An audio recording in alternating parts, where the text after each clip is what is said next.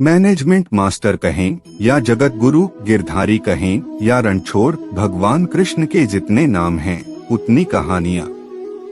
जीवन जीने के तरीके को अगर किसी ने परिभाषित किया है तो वो कृष्ण हैं। कर्म से होकर परमात्मा तक जाने वाले मार्ग को उन्हीं ने बताया है।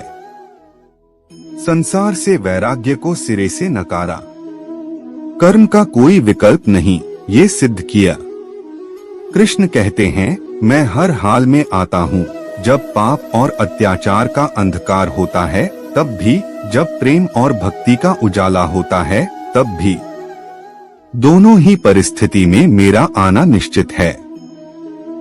कारागृह में जन्मे कृष्ण, पैदा होते ही रात में यमुना पार कर गोकुल ले जाया गया। तीसरे दिन पुतना मारने आ गई। यहाँ से शुरू हुआ संघर्ष देह त्यागने से पहले द्वारिका डुबोने तक रहा। कृष्ण का जीवन कहता है, आप कोई भी हो, संसार में आए हैं तो संघर्ष हमेशा रहेगा। मानव जीवन में आकर परमात्मा भी सांसारिक चुनौतियों से बच नहीं सकता। कृष्ण ने कभी किसी बात की शिकायत नहीं की, हर परिस्थिति को जिया और जीता। कृष्ण कहते हैं, परिस्थितियों से भागो मत, उसके सामने डटकर खड़े हो जाओ, क्योंकि कर्म करना ही मानव जीवन का पहला कर्तव्य है। हम कर्मों से ही परेशानियों से जीत सकते हैं। कृष्ण का बचपन माखन मिश्री खाते हुए गुजरा। आज भी भोग लगाते हैं हम, लेकिन ये संकेत कुछ और है। आहार अच्छा हो, शुद्ध हो, बल देने वाला हो।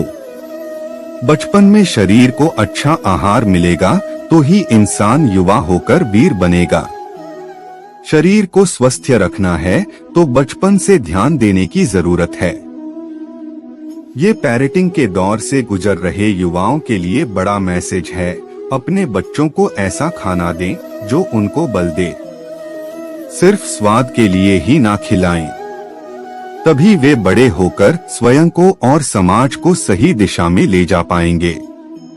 कृष्ण ने अपनी शिक्षा मध्य प्रदेश के उज्जैन में सांदीपनी ऋषि के आश्रम में रहकर पूरी की थी। कहा जाता है 64 दिन में उन्होंने 64 कलाओं का ज्ञान हासिल कर लिया था। वैदिक ज्ञान के अलावा उन्होंने कलाएं सीखीं। शिक्षा ऐसी ही होनी चाहिए जो हमारे व्यक्तित्व का रचनात्मक विकास करे। संगीत, नृत्य, युद्ध सहित 64 कलाओं कृष्ण के व्यक्तित्व का हिस्सा हैं।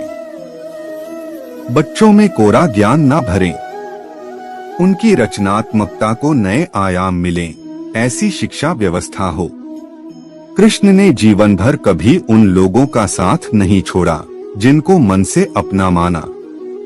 अर्जुन से वे युवावस्था में मिले, ऐसा महाभारत कहती है, लेकिन अर्जुन से उनका रिश्ता हमेशा मन का रहा। सुदामा हो या उद्धव, कृष्ण ने जिसे अपना मान लिया उसका साथ जीवन भर दिया। रिश्तों के लिए कृष्ण ने कई लड़ाइयां लड़ी और रिश्तों से ही कई लड़ाइयां जीती। उनका सीधा संदेश है, सांसारिक इंसान की सबसे बड़ी धरोहर रिश्ते ही हैं। अगर किसी के पास रिश्तों का थाती नहीं है तो वो इंसान संसार के लिए गैर जरूरी है। इसलिए अपने रिश्तों को दिल से जिएं, दिमाग से नहीं। राक्षस नरकासुर का आतंक था। करीब 16,100 महिलाओं को उसने अपने महल में कैद किया था। महिलाओं से बलात्कार में उसे सुख मिलता था।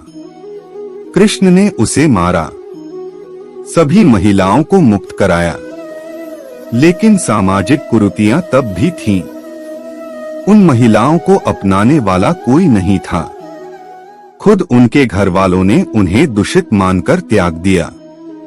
ऐसे में कृष्ण आगे आए, सभी 16,100 महिलाओं को अपनी पत्नी का दर्जा दिया। समाज में उन्हें सम्मान के साथ रहने के लिए स्थान दिलाया। कृष्ण ने हमेशा नारी को शक्ति बताया, उसके सम्मान के लिए तत्पर रहे। पूरी महाभारत नारी के सम्मान के लिए ही लड़ी गई। सो आप कृष्ण भक्त हैं तो अपने आसपास की महिलाओं का पूरा सम्मान करें। कृष्ण की कृपा पाने का ये सरलतम मार्ग है।